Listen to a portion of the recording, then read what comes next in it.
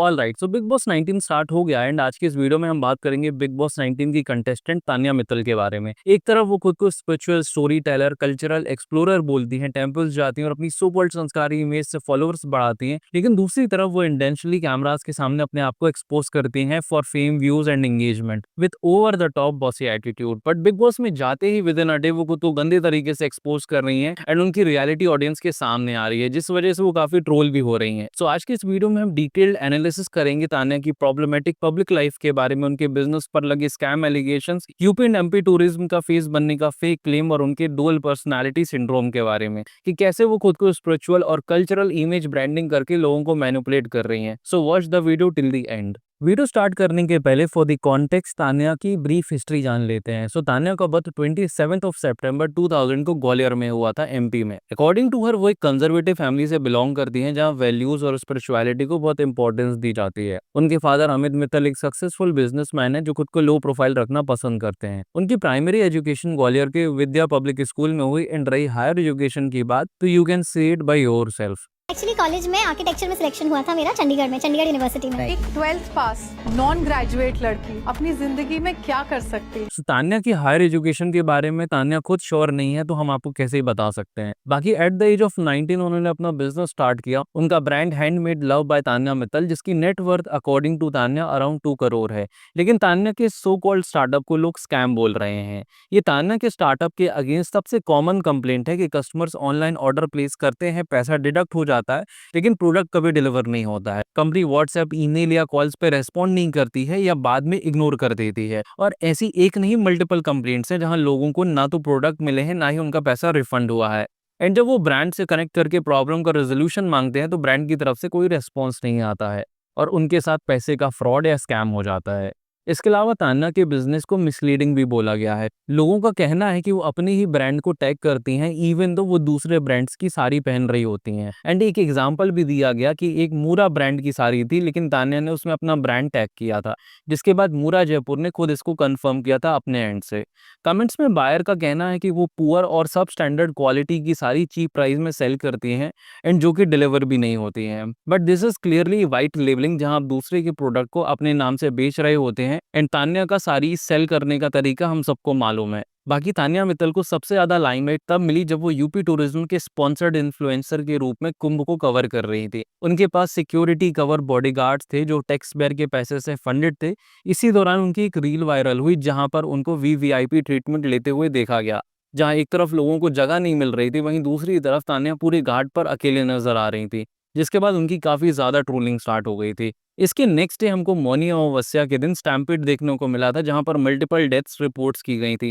And इस incident के बाद होल कंट्री में गुस्सा फैल गया था, स्पेशली सोशल मीडिया पर। लोग यूपी गवर्नमेंट और ऑर्गेनाइजर्स पर लापरवाही के एलिगेशंस लगाने लगे। इसी बीच तान्या का नाम हेडलाइंस में आया क्योंकि वो वहां पर प्रेजेंट थी और अपने वीडियोस और इंटरव्यूज के थ्रू कनेक्टेड थी, जहां पर तान्या ने ये क्लेम किया, मैं भगदड़ में फंस गई थी, सांस नहीं ले पा रही थी, मेरे बॉडीगार्ड्स ने 100 लोगों की जान बचाई, पुलिस को भी सेव किया, मेरे हाथों में लाशें थी, कपड़ों में खून लगा था, बच्चों को बचाने के लिए हमने जोर लगाया बट कोई हेल्प नहीं पहुंची, कई घंटों तक शव वहीं पड़े रहे। उनके मल्टीपल इंटरव्यूज चले in all main stream news channels, जिस वजह से वो काफी ज्यादा वायरल हो गई।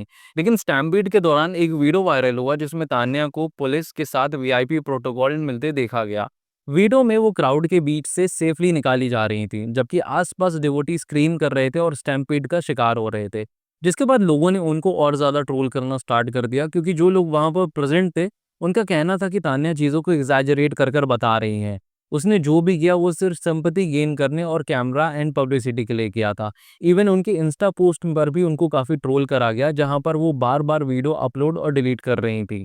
इसके बाद बात करते हैं उनके फेक टूरिज्म एम्बेसडर क्लेम के बारे में। सो तान्या ने अपने इंस्टाग्राम बायो पर खुद को यूपी एंड एमपी टूरिज्म का ब्रांड एम्बेसडर बोला था, जिससे लोगों को लगा कि वो एमपी और यूपी की गवर्नमेंट स्पेशली टूरिज्म डिपार्टमेंट से एसोसिएटेड है। लेकिन अप्रैल 2025 में पहलगाम टेरर अटैक के बाद वो एक्सपोज्ड हो गई। जब पहलगाम में हिंदूज पर अटैक हुआ था उसमें काफी लोगों की जाने गई थी, जिसके बाद तान्या ने सोशल मीडिया पर एक पोस्ट डाली mentioning terrorism has no religion. लेकिन लोगों को उसका ये स्टैंड न्यूट्रल लगा, जिसके बाद बैकलैश स्टार्ट हो गया और लोगों ने उसको अपॉर्चुनिस्टिक बोला। लोगों ने कहा कि तान्या हिंदू टेम्पल्स और सारी से फॉलोअर्स बनाती है लेकिन सेंसिटिव इश्यूज पर मिड रूट ले लेती है। बैकलैश जब काफी ज्यादा बढ़ गया तो लोगों ने तान्या का इंस्टा बायो देखा जहां पर वो खुद को एमपी एंड यूपी टूरिज्म का ब्रांड एम्बेसडर बता रही थी। उसके बाद लोगों ने एमपी और यूपी टूरिज्म डिपार्टमेंट को टैग करना शुरू किया एंड आफ्टर दैट यूपी और एमपी टूरिज्म डिपार्टमेंट ने इस पर ऑफिशियल स्टेटमेंट दिया। इसमें यूपी टूरिज्म ने लिखा, it is hereby clarified that social media influencer miss Tanya Mittal had no official role, endorsement or affiliation with the Department of Tourism. Any claims suggesting otherwise are entirely false, misleading, and without any basis.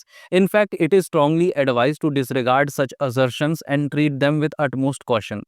वही MP Tourism ने लिखा, please note that Ms. Tanya Mittal is not associated with MP Tourism in any capacity. जैसे ही statement आया, तान्या के bio से इस चीज को तुरंत हटा दिया गया। अब करंट बायो में सिर्फ miss Asia 2018 entrepreneur, podcaster, cultural explorer, spiritual story teller ही लिखा है। अब टूरिज्म का जिक्र भी नहीं है कहीं पर। नाउ लास्ट अब हम बात करेंगे कि कैसे तान्या बिग बॉस के अंदर खुद को ही एक्सपोज कर रही हैं एंड उनकी हिपोक्रेसी सबके सामने आ रही है। बिग बॉस हाउस में डे 1 पे जब एक्ट्रेस कोनिका ने कंटेस्टेंट मृदुल को बोला कि फीमेल हाउसमेट्स को वो मैम मत बोले फॉर्मेलिटी अवॉइड करने के लिए, तब तान्या ने बोला कि मुझे तो आप मैम बोलो, मुझे बॉस ही बोलते हैं सब लोग, I don't like people calling bye my name. उसने ये भी बताया कि उसकी फैमिली भी घर पर उसको बॉस ही बुलाती है और उसको ये पसंद है। बट ये दिखाता है कि तान्या कितनी एंटाइटल्ड है। ये ऑल अबाउट हरसेल्फ वाला एटीट्यूड पहला क्रिंज मोमेंट था जो वायरल हो गया और सोशल मीडिया पे लोग उसको पीक एरोगेंस बोल रहे हैं in the name of feminism. इसके बाद तान्या ने अपनी हाई लेवल सिक्योरिटी के बारे में बूस्ट किया। उसने कहा कि उसके पास वेल ट्रेन्ड बॉडीगार्ड्स हैं जिन्होंने कुंभ मेले में स्टैम्पीड के टाइम पर 100 लोगों को बचाया था। उसने घर पर टाइट सिक्योरिटी और पोटेंशियल थ्रेट्स के लिए रेडी रहने की बात की, भले ही अभी तक उनको कोई थ्रेट नहीं आया है। ये उसने पब्लिक प्रोफाइल की वजह से क्वेश्चन के रूप में प्रेजेंट किया, which was not at all required, specially day 1 पर जब कोई भी उसको चैलेंज नहीं कर रहा था। नेटिजन्स ने मॉक किया कि वो अपनी एलीट लाइफस्टाइल फ्लेक्स कर रही है अपनी सुपीरियरिटी दिखाने के लिए, and at the same time ये हिपोक्रिटिकल भी लग रहा था क्योंकि वो खुद को डाउन टू अर्थ क्लेम करती है। इसके अलावा वो ट्रेडिशनल साड़ी पहनकर शो में एंटर हुई और उसने ये प्राउडली बोला कि ये उसके ओल्ड स्कूल वैल्यूज और कल्चर को रिप्रेजेंट करता है, विच इज़ गुड एंड ये आपकी चॉइस है कि आप क्या पहनना चाहते हैं क्या नहीं। लेकिन हर जगह ये ब्रैग करना कि मैं साड़ी पहनती हूँ, इट इज़ नॉट राइट। लेकिन जो थोड़ा प्रॉब्लमेटिक चीज़ थी वो थी उसका प्रणीत मोरे के साथ कन्वर्सेशन, जहाँ पर वो कहती है कि उसने शो के लिए अपना कल्चर नहीं छोड़ा है, वो जैसी थी वैसी ही है। She is not like other actress जो फिट इन करने के लिए या बिग बॉस में आने के लिए अपना ड्रेसिंग सेंस चेंज कर देती हैं। इवेंचुअली वो खुद को महान बताने की कोशिश कर रही होती हैं। लेकिन तान्या जी, आपकी जो ऑडियंस है उसे बहुत अच्छे से पता है कि आप कल्चर और वैल्यूज़ के नाम पर क्या करते हो और कैसे यहाँ तक पहुँचे हो। अगर आपने अपनी लाइफ में कुछ भी हासिल कर लिया है materialistically, then good for you. लेकिन हर जगह इसको ब्रैग करने की क्या ज़रूरत है। ये खुद को स्पिरिचुअल बताती हैं, सबसे ये जय श्री राम करके मिलती हैं, बट शायद ये बात नहीं जानती हैं कि भगवान को जो चीज़ बिल्कुल पसंद नहीं है वो है अहंकार, एरोगेंस। बट वो इनमें काफ़ी ज़्यादा है। एंड भगवान राम की एक सबसे बड़ी क्वालिटी है विनम्रता, जो कि इनमें बिल्कुल भी नहीं है। आप इतने बड़े संतों के साथ अपने वीडियोस डालती हैं, तो वही ज्ञानी जन कहते हैं कि भोजन और भजन कभी दिखाकर नहीं करने चाहिए। एंड ये बहुत नॉर्मल सी बात है। एंड तान्या जी, जो कि इतनी धार्मिक हो, उनको पता ही होगा फिर इस तरीके की रील्स पोस्ट करके आप क्या दिखाना और क्या बताना चाहती हैं। कल से कुछ मीठा नहीं मिला मुंबई में, बकलावा खाने चल सकते हैं क्या? टिकट करा, 2 घंटे लगेंगे यहाँ से, अभी 1 घंटे बाद की फ्लाइट ले ले, बकलावा खा के आते हैं दुबई में, कल आ जाएंगे वापस। कुछ समय पहले तान्या ने प्रेमानंद जी महाराज का एकांतिक वार्तालाप भी अटेंड किया था, जहां पर इनका क्वेश्चन था कि लाइफ में इन्होंने सब कुछ हासिल कर लिया है लेकिन फिर भी ये खुश नहीं है। तब प्रेमानंद जी महाराज ने इनको उसका आंसर दिया था। लेकिन आई डोंट थिंक कि वो वहाँ आंसर के लिए गई थी। लोगों को वैसे एक नई जगह मिल गई है पीआर करने के लिए, जस्ट लाइक अदर्स ये भी पहुंच गई थी अपना हिस्से का फेम पाने के लिए। तान्या कहती ज़रूर है कि वो बहुत स्पिरिचुअल हैं, लेकिन स्पिरिचुअल इंसान के अंदर सर्टेन क्वालिटीज़ होती हैं जो कि इनके अंदर बिल्कुल नहीं है। मे बी शायद इनके अकॉर्डिंग सिर्फ मंदिर जाना, संतों से मिलना और उनसे मिलने की रील्स, शॉर्ट्स, वीडियोस को पोस्ट करना ही स्पिरिचुअलिटी है। इन लोगों ने फेम पाने के लिए एक नया तरीका ढूंढ लिया है, जैसे इन्हें फेम भी मिल जाता है एंड रेस्पेक्ट भी।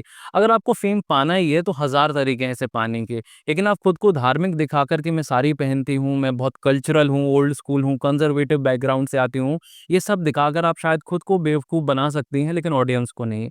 एंड तान्या अगर ज़्यादा दिन बिग बॉस में रह गई तो ये खुद को और बुरी तरह से एक्सपोज कर देंगी, और जो इन्होंने स्पिरिचुअलिटी का फेक मास्क लगा रखा है ये खुद ब खुद उतर जाएगा। एंड आई रियली वांट कि ये ज़्यादा दिन तक बिग बॉस पर रहें, ताकि जो इनका रियल साइड है वो सबके सामने आ सके। And for me, Tanya spirituality को सिर्फ अपने फेम और पॉपुलैरिटी के लिए यूज़ कर रही हैं। अदर देन दैट वो एक सेल्फ सेंटर्ड और सेल्फ ऑब्सेस्ड पर्सन है, जो कि हमको देखने को मिला है till now. In the big boss, जो सिर्फ खुद के बारे में ब्रैग करना और सिर्फ दिखावा करना जानती हैं। So this was the video. आपका क्या ओपिनियन है तानिया मित्तल और उनके सो कॉल्ड स्पिरिचुअल इन्फ्लुएंसर की इमेज के बारे में? कमेंट सेक्शन में ज़रूर बताइएगा। बाकी वीडियो पसंद आया हो तो डू लाइक एंड शेयर। बाकी this is it for this particular video. Thank you so much for watching and I will see you in my next video.